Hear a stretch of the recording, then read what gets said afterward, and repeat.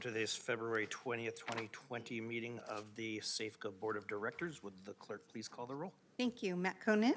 Here. Nick Avdis, Chris Burns, here. Brian Holloway, here. Cyril Shaw, Angelique Ashby, Jeff Harris, here. Rick Jennings, here. Matt Hedges, here. Don Natoli, Susan Peters, Patrick Kennedy, here. Lisa Nava. We do have a quorum. Okay, and let me make the point that we're missing 4 members of the Board of Supervisors because there is a board retreat today. And with that, would you please join me in the Pledge of Allegiance? I pledge allegiance to the flag of the United States of America and to the republic for which it stands, one nation, under God, indivisible, with liberty and justice for all.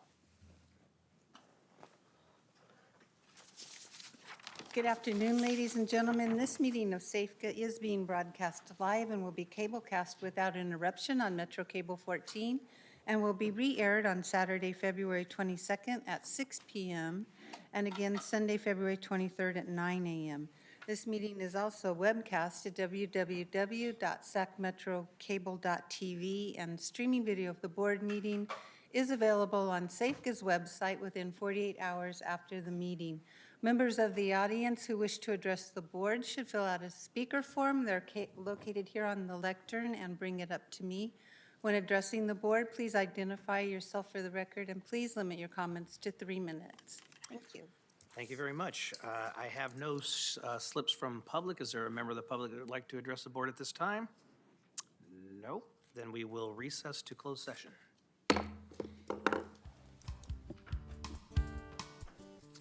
Take this one.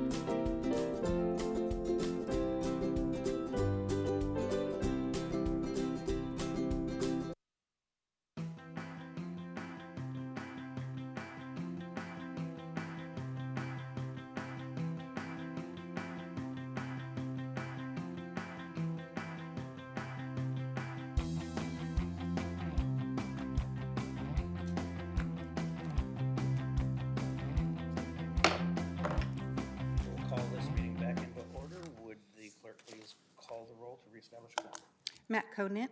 Here. Nick Avdis. Here. Chris Burns. Brian Holloway. Cyril Shaw. Angelique Ashby. Jeff Harris. Here. Rick Jennings. Here. Matt Hedges. Here. Don Natoli. Susan, Howard Schmidt. Here. Patrick Kennedy. Here. Phil Cerna. We do have a quorum. Thank you. Is there anything to report out?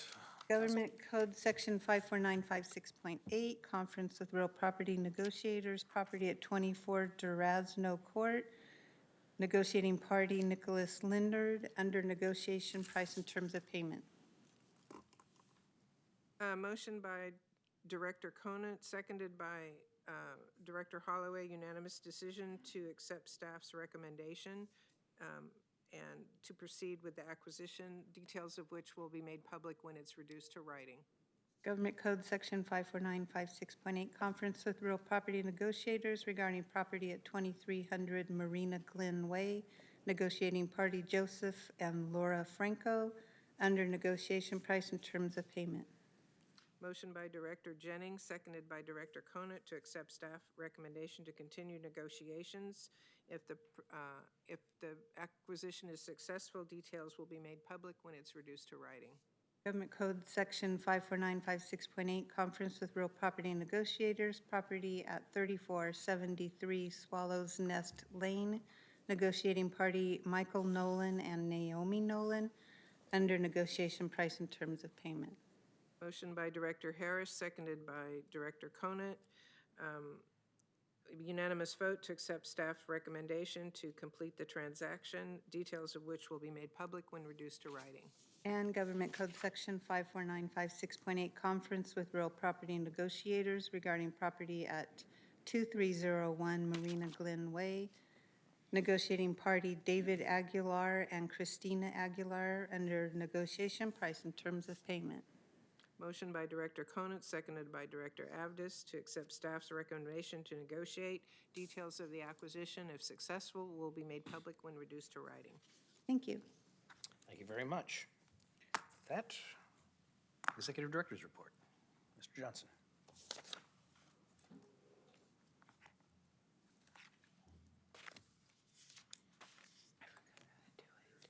Clicker up here, Lindy. Do you want? I'm sorry. Okay. Could you look in I'll that use drawer? thing. Good afternoon, members of the board. Rick Johnson, Executive Director. So just real quick reminder that if you approve the first consent item, we'll be meeting over at the county's supervisors chambers starting next month for the rest of the year into next year. I'll have to do it this way.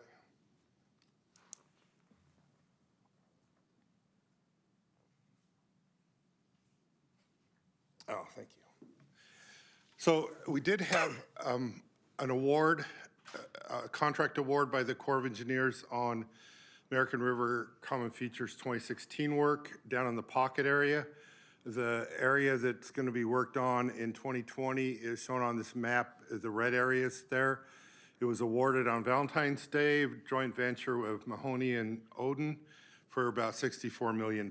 So getting our first big construction contract going down in the Pocket for this summer.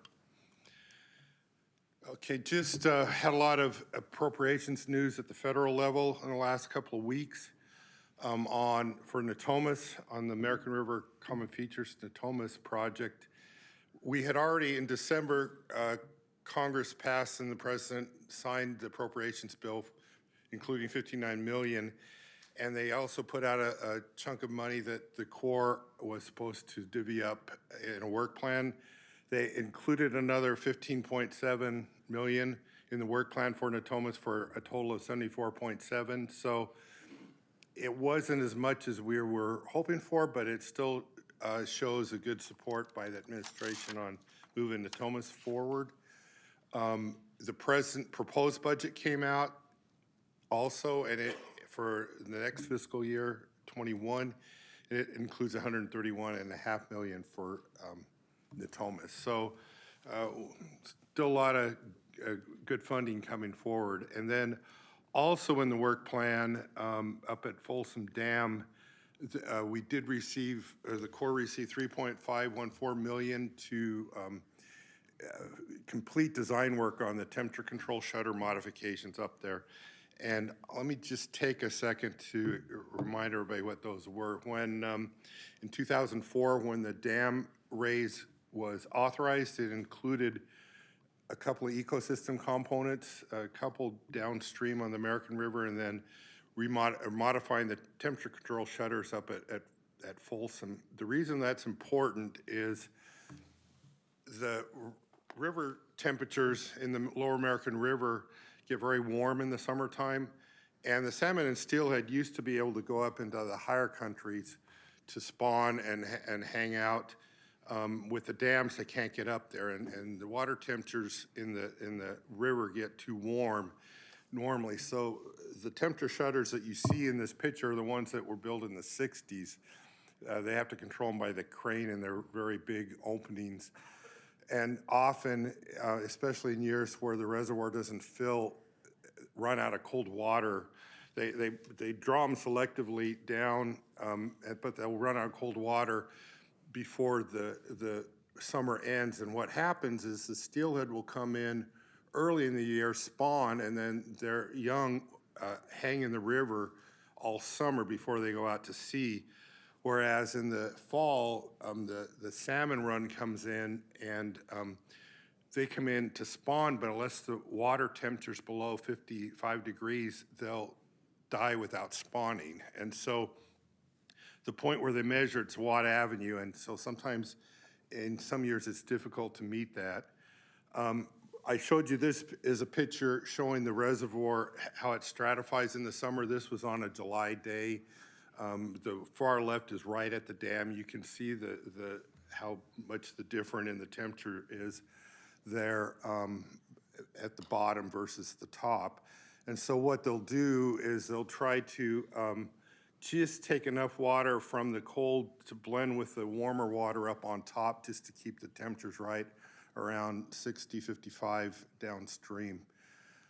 Now, this shows you the gate openings of the existing one. You can see there's not a lot of options, and some of them are real big, so when they go to those big gates, a whole slew of cold water comes down, and then we waste a lot. It'll drop a lot lower than they need to, and then they'll run out later in the year, some years.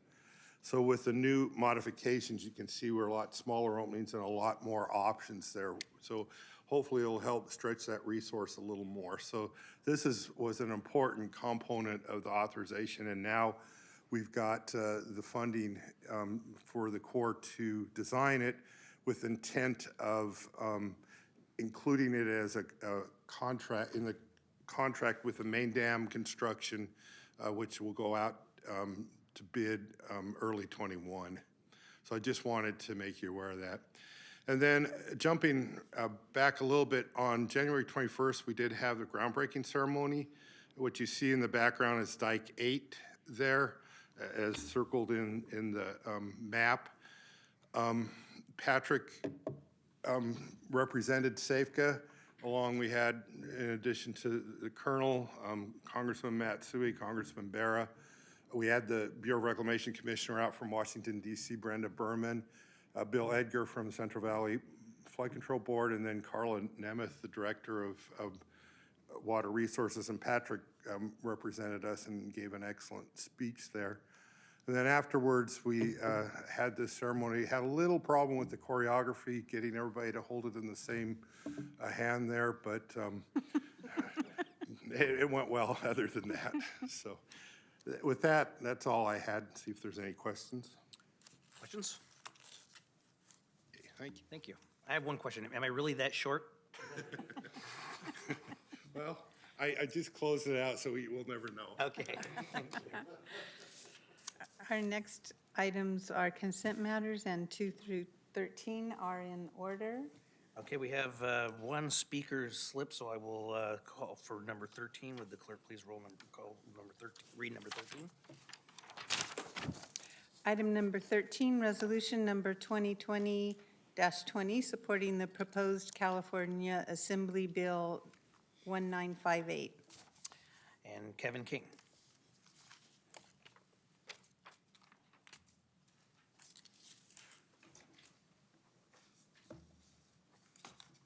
Good afternoon, Safeco board members. Thank you for the opportunity to speak on this item. I'm Kevin King, General Manager for Reclamation District 1000. Just want to offer our position to strongly support AB 1958 and would ask for any assistance through your lobbyist or any other means to promote the bill through the Assembly and hopeful for approval. All my comments today, and thank you very much. Okay, are there any questions of the speaker? Nope. Move Thank you. consent. Thank you very much. We have a motion. Is there a second? Second by Director Conant. All those in favor? Aye. Opposed? Abstained? Next item, please. Separate matters, item 14, resolution number 2020-21, supporting the proposed federal and state legislation for a YOLO bypass integrated multi-benefit program. Mr. Johnson. Testing my technical skills here. So just a little bit of a reminder, I did present back in May of last year a pretty detailed report on what we were doing on the YOLO bypass. Just a reminder, the Corps of Engineers did take on a study in 2018. They came to a conclusion. They were looking at if they could find a federal justification for widening the Fremont-Ware and YOLO bypass. They weren't able to under their current situation. Their current process just makes it difficult to do, and they weren't able to really capture all the benefits, and they really weren't able to recognize all the ecological values that were out there. So as a result of that, Safeco and the state have been looking at some legislation, which, like I mentioned, we explained last May, for a integrated multi-purpose program out at YOLO bypass. And I won't go through that again in detail, but in May, you did approve an implementation plan, and two of the items on that plan were to develop, promote, and advance federal and state legislation. So we're at the point we've been working with the governor's office, with DWR, with the natural resources, and Senator Pan's office on the state side, getting ready to introduce and get some legislation going on the state side. And then on the federal side, we've been working with the Congressman Matsui's office and both the Senate and the House TNI and EPW committees to also look at this. So just a reminder as to why this is important to Sacramento. So a couple of things. During a 200-year event, it really benefits, a widened Fremont-Ware really benefits Natomas. You'll see a 3-foot drop on the levees at the upper end on the Sacramento River, but it also follows it all the way down through the pocket. Also, with that 3-foot drop during the 200-year event, it allows more water across the canal and reduces the water surfaces that the east side levees on Natomas have to deal with. So you've got that. In combination with the other projects, it helps it so we can handle a 500-year event from the Sacramento River. And then it just provides additional resiliency that will be helpful during climate change when we have these extreme events. So that's why looking at trying to find a way to widen the Fremont-Ware and YOLO bypass is so important to us. So what we have before you today is simply a resolution supporting the federal and state legislation for the program. We want to have that so that we can show as we move it through both the state and federal systems that we do have the Safeco board support for this. So with that, I'll take any questions. Are there any questions? Vice Chair Harris. So I just want to say that this multi-benefit program authorization is really important. We've been talking about widening the Sacramento-Ware and bypass, but looking at the YOLO bypass and the Fremont-Ware is how we get to a 500-year protection level. As you know, I've been representing us on the YOLO bypass cash loop partnership for a couple of years. this is actually a really important thing for us to support, so I'd like to move the item. Okay, we have a motion by Vice Chair Harris, a second by Director Avdis. All those in favor? Aye. Opposed? Abstained? Next item. Item number 15, resolution number 2020-22, adopting the debt management policy for the Sacramento Area Flood Control Agency, meeting the Senate Bill 1029 requirements of the California Debt and Investment Advisory Commission. Good afternoon, members of the board. Jason Campbell, Deputy Executive Director. This item is an ministerial item that we unfortunately have to bring to you ahead of any board actions to sell any additional bonds. SB 1029 was signed into law in September of 2016, which was just after we issued our 2016 series of CCAD2 bonds. That code section is now in full effect, and we are bringing this debt advisory and debt policy to you so that we can meet the rules of the code as well as follow the requirements set forth for reporting on any additional debts that are issued. Any questions? Second? Okay, moved by Director Avdis, second by Vice Chair Harris. All those in favor? Aye. Opposed? Abstained? Next item. Item number 16, resolutions of the Sacramento Area Flood Control Agency Consolidated Capital Assessment District Number 2 financing. Resolution number 2020-23 authorizes the issuance of and prescribes the conditions, terms, and form of not to exceed $80 million aggregate principal amount of the Sacramento Area Flood Control Agency Consolidated Capital Assessment District Number 2 Bonds Series 2020, and resolution number 2020-24 approving a preliminary official statement and a final official statement and authorizing the execution of a bond purchase agreement and continuing disclosure certificate for the Sacramento Area Flood Control Agency Consolidated Capital Assessment District Number 2 Bonds Series 2020. Thanks, Jason. Mr. Campbell. Again, Jason Campbell, Deputy Executive Director. Back in December, your board authorized us to proceed with the process of seeking out bonds for the CCAD to, in effect, to be able to move forward with projects and our cost share of projects. So the presentation today will give a little bit background about what SAFECA's program is very quickly. We'll get back into the background of what CCAD number 2 is and what it is representing, and then also the proposed Consolidated Capital Assessment District number 2 Series 2020 bonds.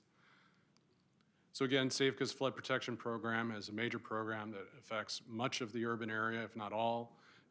We have projects that are in the course of being prepared or being delivered currently with us and our partners at the state and the federal government.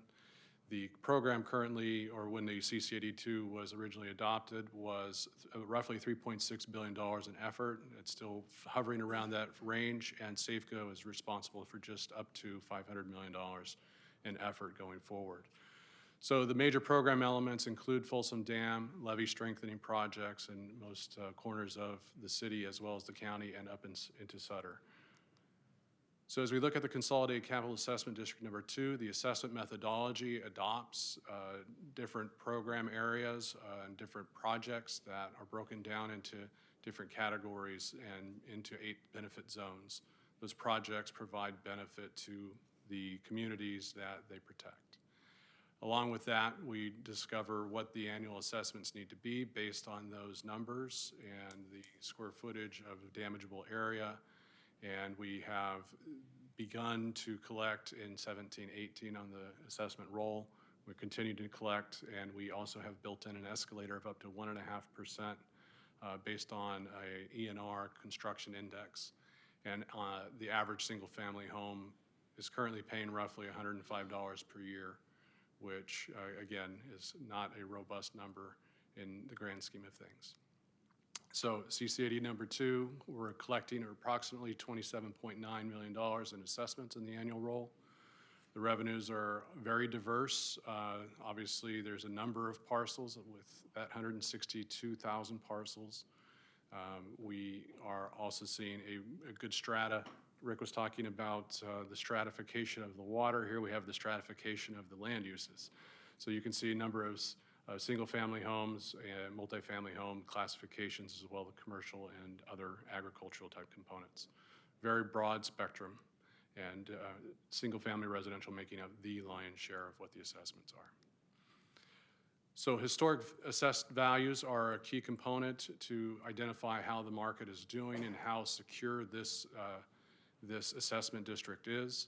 You can see that after the 2015 assessment year, that there's been a very significant stretch to the right and up in regards to assessed values. That means that the market in our area is doing very well. This assessment district, the assessed values between 2019 and 2020 have increased by $5 billion, which bodes well for the creditworthiness of this assessment district.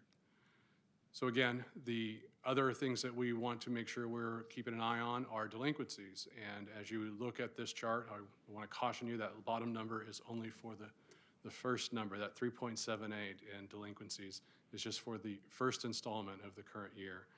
And you can see that following the crash in 2007, 2008, with higher delinquencies, which are still relatively low on assessed values, or tax, I'm sorry, not of values, but on tax roll, you can see that things have systematically gone down and are fairly stable. When we get down to the 1920, you see that 3.78% in delinquencies for that first installment. When we compare that to the 2018 and the 2019 roll, it's about 2 percentage points from the 5.09 that was collected in 2017, which is the first year this is good. So this is actually a good indicator as to the delinquencies on this CC-82 assessment are pretty small. So financing overview, getting back into what we're here for today is we have some structures of flow of funds and other things that are covenanted in the POS, as well as what's in the documents with those long titles that Lindy was reading just a few minutes ago for the resolutions. We have a number of things that are very important here. The bond security is really gonna, it's in parity with the 2016 bonds. The bond reserves are established. We're gonna have 50% maximum annual debt service for the 2020 bonds. We will be satisfying some of that with the surety policy, and then we have obviously a number of other things that are in place in order to make sure that we are keeping these secure roles squared away as far as the debt service. And then we have covenanted to foreclose through accelerated judicial foreclosure. We're working with the tax collector and the assessor in regards to if we have delinquent assessments greater than $10,000, we will move forward with those foreclosures. And then we say that we will foreclose potentially on delinquent assessments for government properties as well, for anything over $10,000. So then there are other tests that are included in the covenants as well, with the required to at least have 110% coverage on this debt service for privately held parcels. Small text, I apologize for that. This is the preliminary bond sizing and debt service coverage. As you can see, this is very preliminary, and we're a couple weeks away. You'll see that in a minute. But as we look at the sources of the funds up in the top right corner, you can see sources of $57,205 million. That is basically the setup that is rolling forward to create what would ultimately be $70 million worth of funds coming in so that we can continue to support our projects. So along with that, we have staff recommending the authorization and issuance of these 2020 bonds for the not to exceed aggregate principal of $80 million. And then we have staff recommending the approval of preliminary official statement and final official statement, authorizing the execution and bond purchase agreement, and continuing disclosures for the Safeco CC-82 Series 2020. Any questions? Jason, do you want to introduce Mike before there's any questions? Thank you. Mike Kramer is our financial advisor. He's been working very diligently to keep us moving forward on this action, as well as making sure that we stay on schedule, which is now in front of you. So thank you very much, Mike. We appreciate your work. Yeah. Any questions? Okay, we have a motion and a second, and I assume that is that for both resolutions? Yes. Thank you. All those in favor? Aye. Opposed? Abstain? Thank you. Item number 17, resolution number 2020-25, reaffirming the intent of SAFCA to honor the commitments made in the executed memorandum of agreement, tribal monitoring agreement, and burial treatment agreement between SAFCA and the United Auburn Indian Community within the current legal constraints now that the project implementation has shifted from SAFCA to the U.S. Army Corps of Engineers. I put a long title in there so that I'd have time to bring up the slide while she read it. Just a little bit of a reminder, and not everyone was here at the time, but back in 2011, the Corps of Engineers informed the city and county that they were no longer going to be able to, we used to use the word certify, but accreditate the levies under the National Flood Insurance Program, and that they were being withdrawn by August of 2013. So that included the levees down south of the American River along the Pocket area. The Corps was doing a American River Common Features General Reevaluation Report at the time to look at those same levees, but we knew that it was several years away, and then we didn't know how quickly it could get authorized and funded. So SAFCA initiated the levy accreditation program to advance the work until the Corps was authorized and funded to initiate construction. Under that process, we did develop a EIR, and through that process, SAFCA and United Auburn Indian Community entered into several agreements that kind of set out how the protocols for how we would try to avoid and then treat discoveries as they were found in burials in a way that was much as dignified as possible and respectful. So we entered into those agreements in July of 2016. Later that year, in December 2016, the Common Features GRR, the work in it was authorized under the WARDA component of the Water Infrastructure Improvement for the Nations Act. And then in 2018, through the emergency supplemental, the Corps was provided funding for the project. So we executed our project partnership agreement in January of last year. So at that point, the lead for the work was transferred from SAFCA to the Corps. So basically we've been working with the tribes. We've assured them we're still intending to honor the commitments we made in that agreement, but the agreement was written for SAFCA being in the lead. And there are some restraints now, things that we can't decide. We have to get the state and or the Corps to approve some of the things before we could move forward with them. So the tribe's been a little uncomfortable. They were asking for some assurances we were still going to do these things. And so the resolution here, the intent was just to demonstrate to the United Auburn that we're still intending to honor our commitments. You know, we do have some legal constraints in that we do have to get permissions from the Corps and state now, but that we would plan on following through with that. There was two other things in there that I wanted to add. The original agreements had us do services like monitoring, tribal monitoring, through a independent firm. That's not always working out the best, so we wanted to put in this resolution the ability to pay the tribe directly for those services if they provide them. And then the other thing too is while that agreement was specifically for the levees along the Sacramento River under the LAP program, we've been applying the same protocols for all of our projects, and so we just wanted to put that commitment in writing. And so the resolution we have before you today, that's the purpose of that. It's just to give the tribe a reassurance that we still plan to work with them as we had intended to originally, even though we're not in the lead anymore. Questions? Move to approve. Okay, we have a motion and a second. All those in favor? Aye. Opposed? Abstain? Thank you for that, Rick.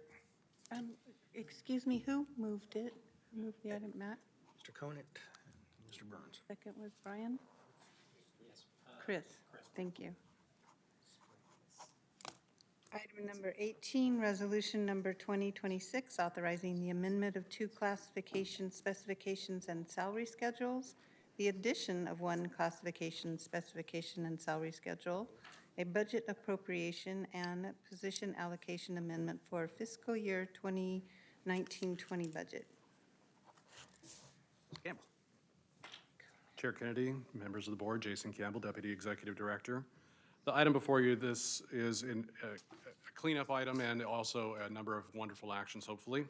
The item amends 2 class specifications to more appropriately reflect the duties that are being performed by 2 individuals currently.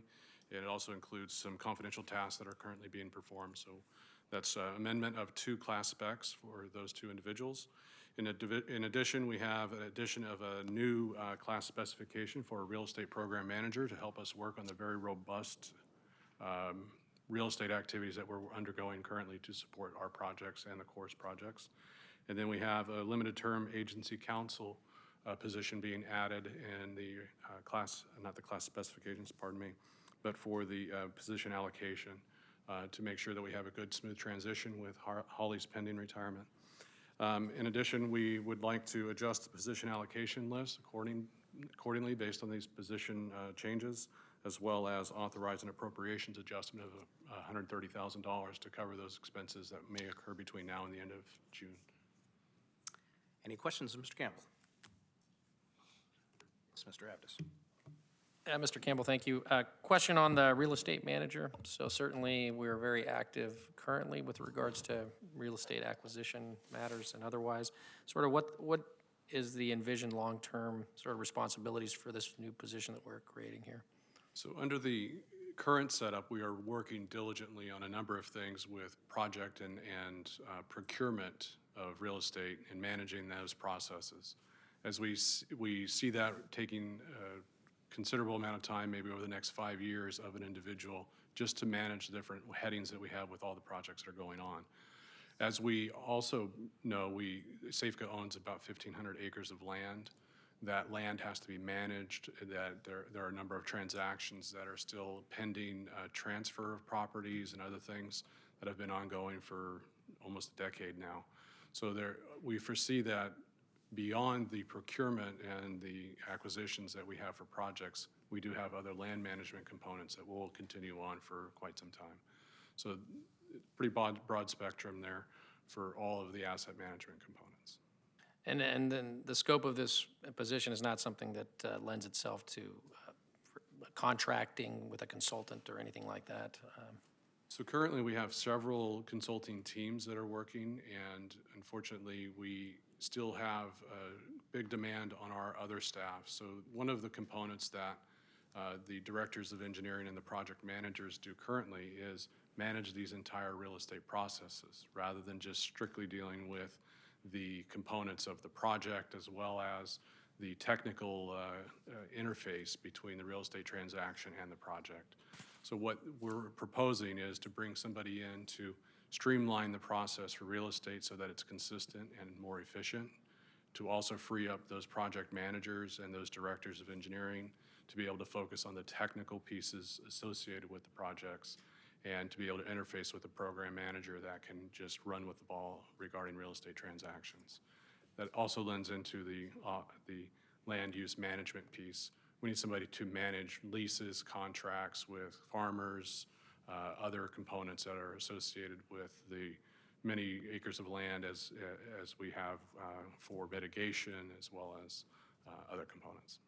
It sounds like more efficient in terms of how real estate is managed and contracts, leases, et cetera. And it sounds like freeing up existing staff time to focus on the activities that their positions are intended to focus on. And so the net result, am I reading between the lines here, but resulting in cost savings, process savings? I mean, what's? I think it would result in cost savings because if we free up engineering time, that may be engineers that we don't have to contract in. It also frees up agency counsel to be able to focus more on the legal matters versus just the real estate transactions at times. There's a number of parties that are currently involved in all of the real estate transactions primarily, that all of those folks would have found time and we would potentially not contract as much. Okay, thank you. Any other questions? Is there a motion? I'll move it. Chair will second. We have a motion by Vice Chair. What's that? Second. Okay, and we have a second by Director Conant. All those in favor? Aye. Opposed? Abstain? Thank you very much. And with that, every items number 19 and 20 are receive and file. Consider them received and filed, and we are adjourned. Thank you.